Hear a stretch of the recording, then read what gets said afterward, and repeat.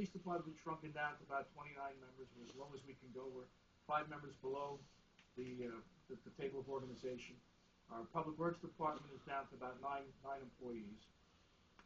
Our public library is funded by a 3 mil requirement under state statute.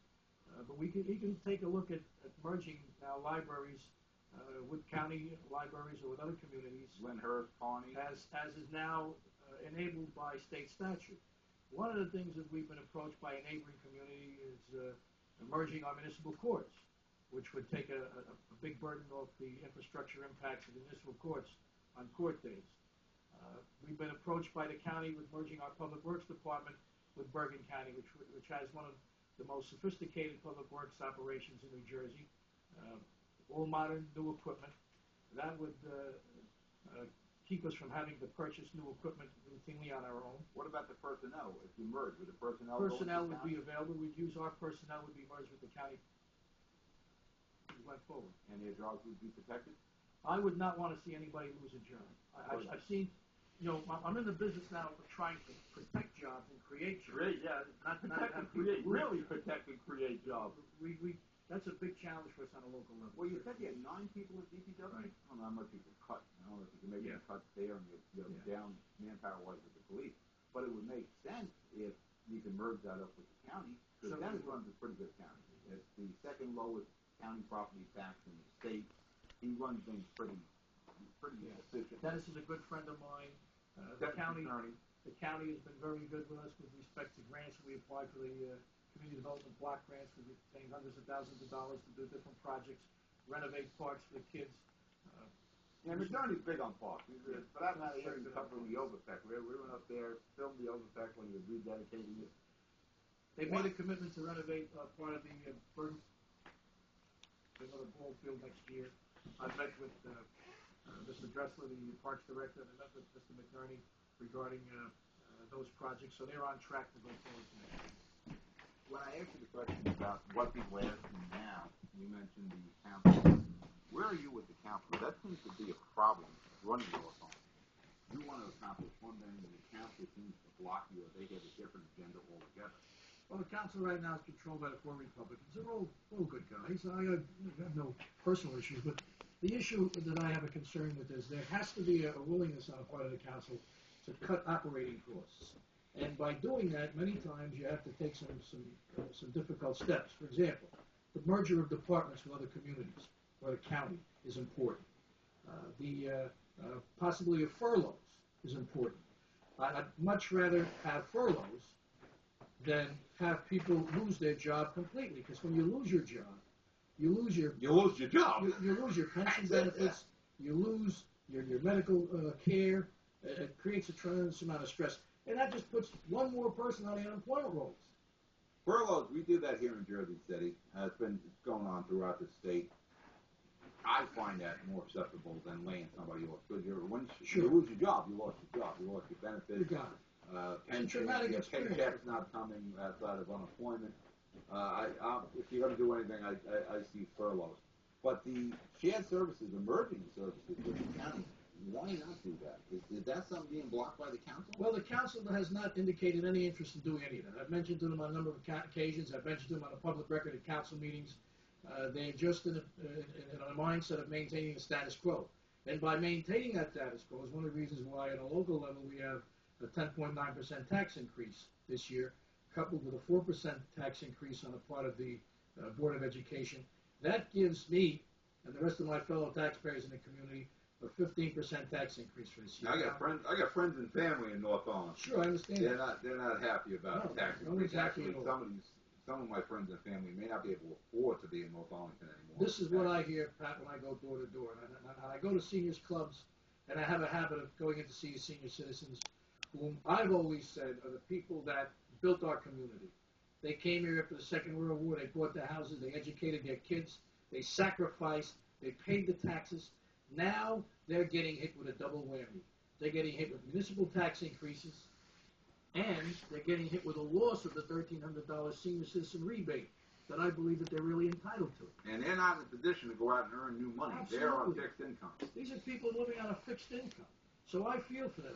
I'm not afraid to go door to door. I'm not afraid to go to a senior club meeting and say, does anybody have to complain to me about anything? I'll take the heat, because that's my job, to take the heat, to listen to the problems, and then do everything that I possibly can within the scope of the law, Well, within the framework of government to solve it. How do we get the council to work along with you on that?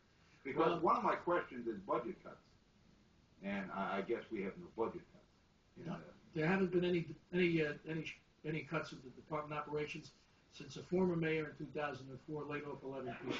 That was a very sad situation. But what we did find in having a management consultant come in and take a review is, in some cases, there were two people doing the job of one. There were jobs created for political purposes. And this is something that happened over the years. That's wasting. One of the problems that I hear continually from people in my community is when the town is receiving all of this host community money, $45 million in host community fees plus state aid at the time. This is from the transfer station when it was running full tilt. Transfer station and the bailiff. Both were operating at pretty much close to capacity. Why was all this money used to maintain a political machine with all these employees? And I can't answer that question, but I can solve the problem. And we haven't done any hiring in the community.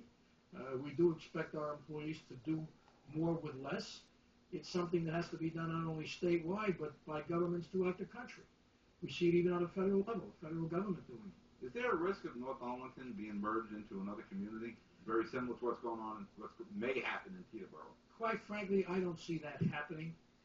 I see... If you can't get your house in order, it may happen. I could see... Believe me, Teterboro's not saying we'd like to merge with South Hackensack and Hackensack. Somebody's coming in to do that. People, especially the old-time residents, want that local identity. Unfortunately, over the years, the concept of local identity and home rule, as you and I both know, has cost a lot of money.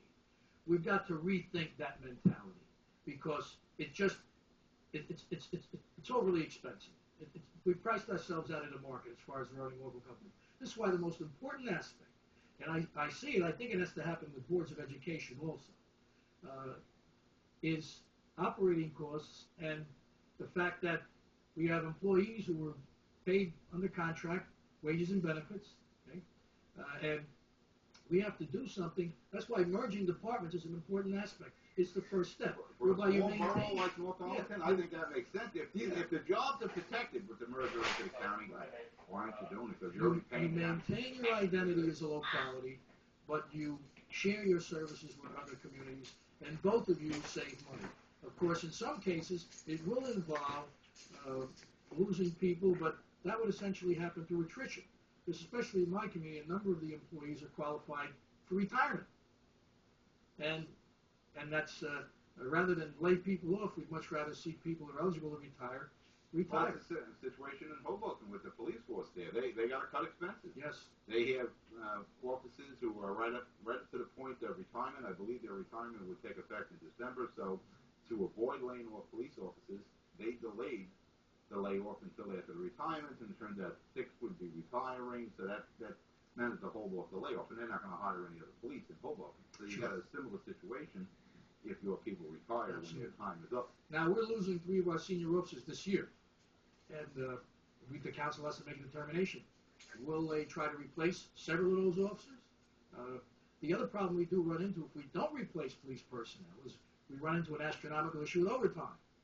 So economically, it does pay to replace a couple of those cops rather than deal with the astronomical overtime issue. The thing with the overtime is if you're paying overtime, you're not paying a whole new benefit package, but a pension or health care, because all that changes with overtime is they get time and a half pay. Their pension has already been paid in, their health care has been paid in, their holidays have been paid in. The only thing that changes is overtime.